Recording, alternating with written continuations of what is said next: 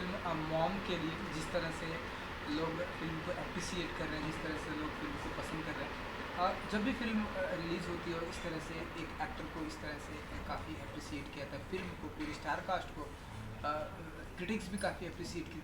क्या फील करते हैं आप जब इस तरह से लोग फिल्म को पसंद करते हैं? क्या टेक होता है आपका, अभिमन्यु जी का? बहुत अच्छा लग रहा है। इनफैक्ट मुझे ये लगता है कि जब पूरी यूनिट इतनी मेहनत करती है और जब कोई फ़िल्म सफल हो जाती है, जब लोग उसको देखने जाने लगते हैं और फ़ायदे में जाने लगती है फ़िल्म, तो सबको बहुत खुशी होती है। At the end of the day ये बिज़नेस है और अगर आपने जितना पैसा इन्वेस्ट किया है, अगर वो पैसा आता है तो उसमें हर काम करने वाले का प्राइस भी बढ़ता है, रेट भी बढ़ता है और सब लोग खुश रहते हैं। तो ये बहुत एक्साइटिंग मोमेंट है। जी। और आप इंटरव्यू के पहले जो बातें हो रही थी कि इस तरह की जो स्क्रिप्ट आती है, इस तरह की जो स्टोरी आती है, खास करके अब हमारे सिनेमा में देखने को नहीं मिलती, तो इसके ऊपर कुछ कहना चाहेंगे आप, क्योंकि आप कुछ बातें कर रहे थे? हाँ, मुझे ऐसा फ़ील होता है कि आजकल हिंदी फ़िल्म्स में विलेन्स के बहुत स्ट्रॉन्ग रोल्स लिखे नहीं जा रहे हैं। शायद उस तरह की कहानियाँ नहीं आ रही हैं, ये कोइंसिडेंस हो सकता है जो थोड़े टाइम तक ऐसा चल रहा है। मगर फ़िल्म में अगर विलेन स्ट्रॉन्ग होता है तो ऑटोमैटिकली जो मेन प्रोटैगनिस्ट है, वो बहुत स्ट्रॉन्ग हो जाता है, वो पूरा उभर के आता है। और मैं इसमें कहना चाहूँगा कि इस फ़िल्म के लिए बहुत ज़्यादा वर्क कर रहा था बिकॉज़ मेरे किरदार से लोगों को डर लगने लगा और ऐसा लगा कि ये क्या करने वाला है और कैसे काबू में आएगा। जी। तो जहाँ भी विलेन स्ट्रॉन्ग होता है वहाँ प्रोटैगनिस्ट और फ़िल्म अपने आप स्ट्रॉन्ग लगने लगती है, जी। मेरे ख्याल में। जी, एक जो बात आपने कही कि आप विलेन का किरदार के ऊपर लोग उतना ध्यान नहीं देते, हुँ, लोग उस हुँ, तरह से लिखते, लेकिन अब हमारी हुँ, इंडस्ट्री में हमने देखा कि हुँ, लोग विलन को भी एक्सेप्ट करते हैं, हुँ, चाहे वो एक था विलन हुँ, रितेश देशमुख ने यस। देखा हुँ, हमने, हुँ, और पहले के टाइम के हुँ, गब्बर या की हुँ, बातें, उसकी हुँ, तो बातें नहीं, तो कुछ मैसेज देना चाहेंगे आज के डायरेक्टर राइटर को कि भाई अब इस तरह का टाइम आ गया है हमारी जनरेशन का कि लोग कंटेंट में बिलीव कर रहे हैं, हुँ, और आप ऐसा कोई विलेन का भी किरदार हुँ। के ऊपर भी, उनके ऊपर कोई ध्यान दीजिए, कुछ ऐसा हाँ, आपकी तरफ बिल्कुल। से? क्योंकि इस लाइफ में आप जहाँ भी देखें तो ग्रेट कैरेक्टर्स होते हैं और हर तरह के लोग होते हैं, पर जहाँ तक फ़िल्म बनाने की बात है वहाँ पे एंटरटेनमेंट चाहिए आपको और उसके लिए ज़रूरत है कि कोई स्टोरी में क्रक्स हो या कोई कैरेक्टर कोई प्रॉब्लम्स क्रिएट कर रहा हो, कुछ ना कुछ एक या तो वो आपके अंदर ही चल रहा हो। तो जहाँ तक अच्छे और स्ट्रॉन्ग विलेन कैरेक्टर क्रिएट करने की बात है तो वो बिल्कुल ट्राई करना चाहिए राइटर्स और डायरेक्टर्स को कि ऐसे कैरेक्टर्स लाएं ताकि फ़िल्म स्ट्रॉन्ग बने और लोग जो देखने वाले हैं फ़िल्म को वो एज पे रहें। बिकॉज़ हमेशा एक स्ट्रॉन्ग विलेन रहने से एक फ़िल्म पे पूरी तरह से एक खतरा मंडराता रहता है कि कब ये विलेन क्या कर बैठेगा और क्या हो सकता है। वो चीज़ लोगों को एज पे रखती है, इसीलिए मेरे ख्याल से ये वर्क करता है। चलिए, अब मैं थोड़ा सा फिल्म पे और आपके किरदार पे आना चाहूँगी। मॉम फिल्म किस तरह का विलेन बनते हुए, किस तरह का किरदार हमें देखने को मिले, क्योंकि हमने तो देखा, लेकिन आप व्यूवर्स को अगर बताना चाहें? देखिए, जब मुझे कैरेक्टर बताया गया पहले तो मैंने देखा कि ये कैरेक्टर के बारे में शुरू में पता नहीं चलता है कि ये कहाँ से आ रहा है, तो मुझे उसको काफ़ी न्यूट्रल रखना था और मैंने वैसे ही किया।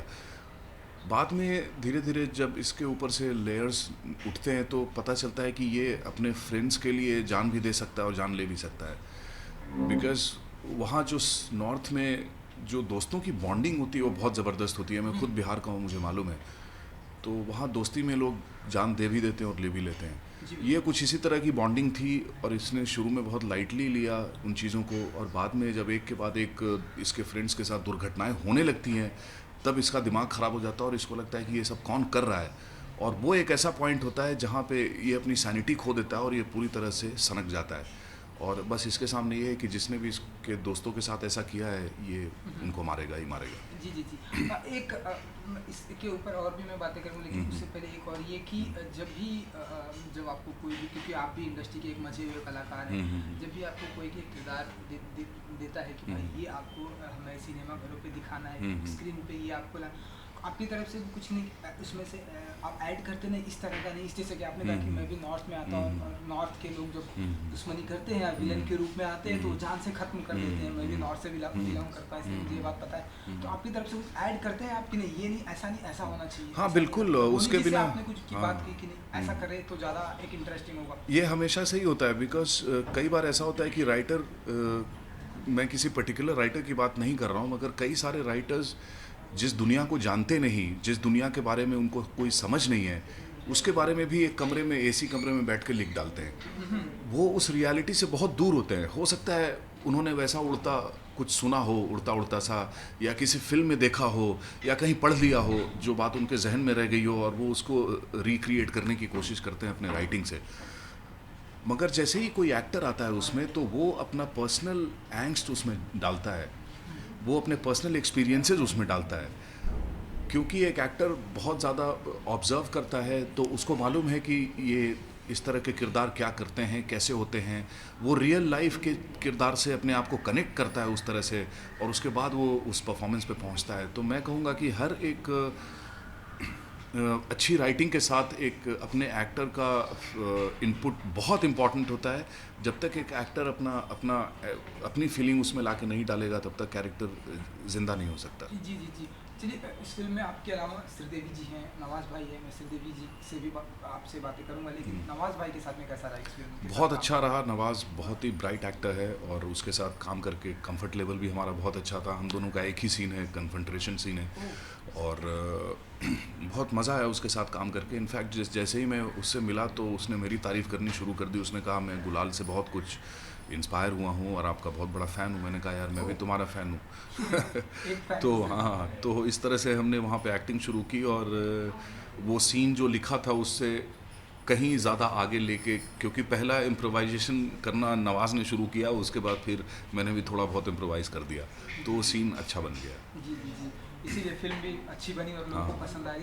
एक बात की श्रीदेवी जी के साथ में जब आपको बताया कि ये थप्पड़ मारना है आपको, इस तरह का जो सीन क्रिएट करना है, क्या टेक था आपका? कि क्या क्या आपके दिमाग में क्या कुछ चल रहा था? मैं अब कब से श्रीदेवी को देख रहा हूँ मैं, तो उनको थप्पड़ मारना मतलब एक बहुत ही डिफ़िकल्ट सिचुएशन थी मेरे लिए, क्योंकि अगर आप किसी मेल के साथ फाइट सीक्वेंस कर रहे हो तो थोड़ा सा ऊपर नीचे होता है तो चल जाता है, मगर अगर सामने कोई फीमेल है और आप जानते हो एज अ मेल आपके हैंड्स वगैरह स्ट्रांग है, कहीं भी कुछ जजमेंट गलत हो गया, कुछ हो गया।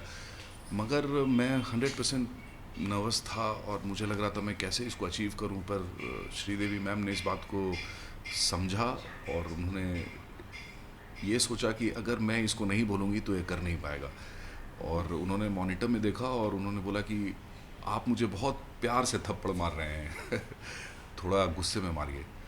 और उन्होंने ही मुझे इंस्पायर किया कि मैं वो ऐसे डिफ़िकल्ट सिचुएशंस में उनका गला घोट रहा हूँ, उनको स्कफल कर रहा हूँ, सब चल रहा है, और बहुत सपोर्ट किया उन्होंने और वो बहुत पेन हुआ उनको। इनफैक्ट वो जस्ट लंच करके आई थी और एक बार ऐसा लगा कि वो वॉमिट करने वाली हैं, फिर वो रुक गई बिकॉज़ वो पॉलीथीन उनके मुंह के अंदर बहुत देर तक डालना था मुझे, और ऐसा पेन लिया उन्होंने। वो बिना उनके सपोर्ट के वो सीन अचीव नहीं कर पाते।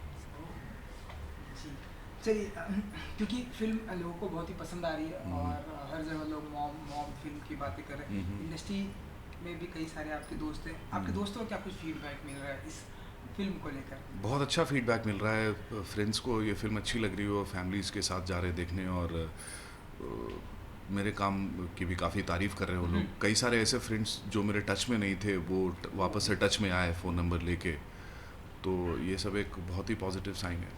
जी, मतलब फिल्मों के माध्यम से जो दूर दूर हाँ, बिछड़ा हुआ रिश्ता भी रिवाइव हो जाता है। जी जी जी। चलिए, आगे आने वाले दिनों में क्या कुछ हमने सुना है कुछ साउथ की फिल्में भी आप पर? हाँ, कुछ साउथ की कर रहा हूँ, कुछ हिंदी फिल्म्स भी कर रहा हूँ। गन्स ऑफ बनारस और मरुधरा 2 हिंदी फिल्म्स हैं जो आने वाली हैं। अनिल शर्मा की जीनियस भी कर रहा हूँ, उसका पहला शेड्यूल अभी ख़त्म हुआ है, उसमें रॉ एजेंट कर रहा हूँ। तो ऐसा लगता है कि आगे आने वाला टाइम एक्साइटिंग है और मैं अलग अलग तरह के किरदार करूँगा। गोल्डन टाइम आने वाला है, हमें सब माने। इंशाल्लाह। जी। चलिए, अपने दर्शकों को, अपने चाहने वालों को एक फाइनल वर्ड्स इस फिल्म के जरिए, जिन्होंने अभी भी फिल्म नहीं देखी उनके लिए। जिन्होंने ये फिल्म नहीं देखी, मॉम, मैं आप लोगों से रिक्वेस्ट करता हूँ कि आप ये फिल्म देखें। आप पूछ लें, आसपास पता कर लें, बहुत अच्छे रिव्यूज़ हैं और लोगों को फिल्म बहुत अपीलिंग और अच्छी लग रही है। आपको मज़ा आ जाएगा, कमाल के परफॉर्मेंसेस हैं।